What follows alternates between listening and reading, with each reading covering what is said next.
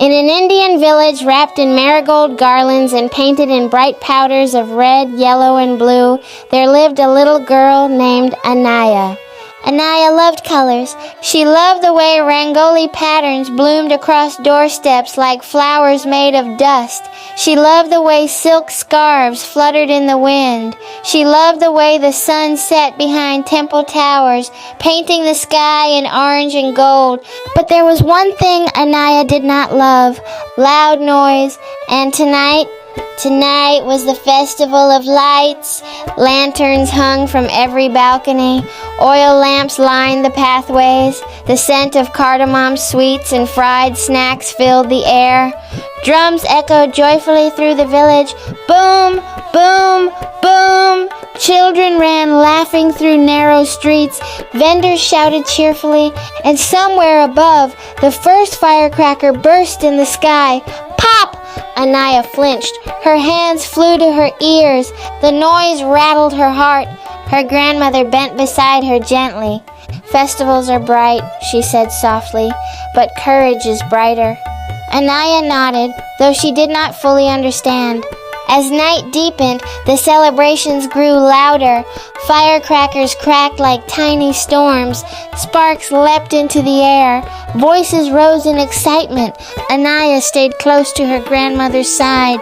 Then, through the noise, she heard something different. Not a cheer, not a drum, a cry, soft, sharp, frightened. She turned toward the sound. Near a row of colorful stalls, half hidden beneath a fallen wooden table, something moved. Another firecracker exploded overhead. The crowd roared, but the small cry came again. Anaya's heart began to pound. She stepped closer, and there, trapped beneath the heavy edge of the wooden stall, was a baby peacock. Its feathers were dull and ruffled. Its tiny body trembled violently. One wing was pinned beneath the wood. Another firecracker burst.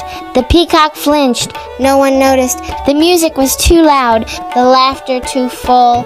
Anaya's breath grew shallow. She could walk away. No one would know. The stall looked heavy. The noise was overwhelming. Another crack of thunderous fireworks filled the sky. Her chest tightened. Fear rose quickly. "Run," her mind whispered. "Go back to safety." But then she saw the peacock's eye, wide, terrified, waiting. Her grandmother's words floated back to her. "Courage is brighter." Anaya swallowed. Her legs trembled. She took one step forward. The noise did not lessen. It grew louder. Boom, pop, crackle. Her hands shook as she knelt beside the fallen stall. The wood was thick, heavy. Her fingers curled beneath the edge. She pulled. It did not move. Her heart pounded harder. Sweat formed on her forehead. The peacock cried again, and something shifted inside her. Fear was still there, but something else rose with it, a decision. She repositioned her hands, took a breath, pulled again with all her strength. The stall lifted slightly, just enough. The peacock wriggled free. Its tiny claws scrambled against stone. It darted away into the shadows behind the temple wall. The stall dropped back with a dull thud. Anaya fell backward, breathless. Her hands stung. Her knees were dusty. And then the crowd began to notice.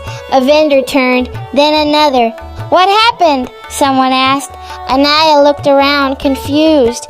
Her grandmother hurried toward her. "You lifted that?" a man asked in disbelief. Anaya nodded quietly. The drums softened slightly. The firecrackers paused. Her grandmother knelt beside her and brushed dust from her cheek. "You were afraid," she said gently. Anaya nodded again. "Yes, and you acted anyway." Anaya thought about that. She had not stopped being afraid. The noise had not vanished.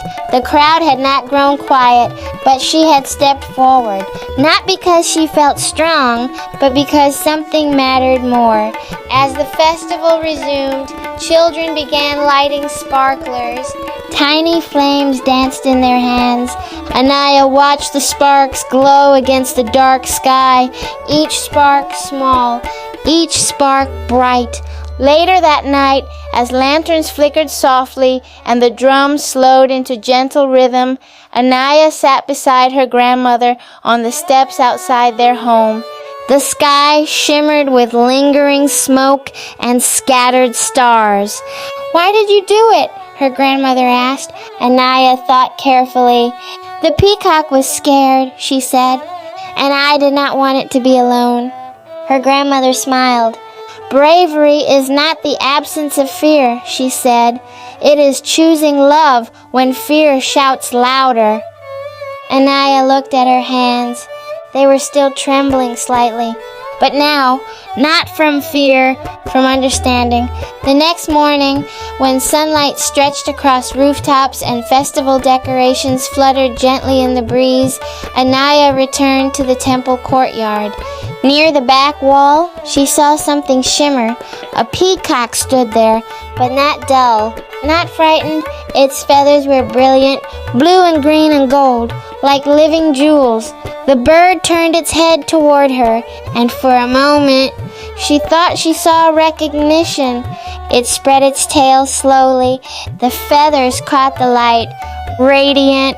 Then, with a graceful movement, it lifted into the air and disappeared beyond the trees. Anaya smiled softly. She felt different, not louder, not bigger, but steadier. That evening, when another firecracker burst unexpectedly nearby, she still flinched. She still disliked the noise. But now, she knew something. Fear can exist, and courage can exist beside it. Courage is not a roar. It is a quiet step forward. It is lifting what feels too heavy. It is choosing action when comfort calls you back.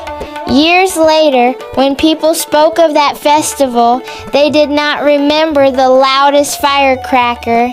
They remembered the little girl who stepped forward when others stepped back. And in a village glowing with lanterns and wrapped in marigolds, a girl named Anaya learned something powerful.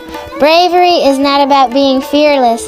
It is about being faithful to kindness, to compassion, to the small voice inside you that says, "Go," even when your hands tremble.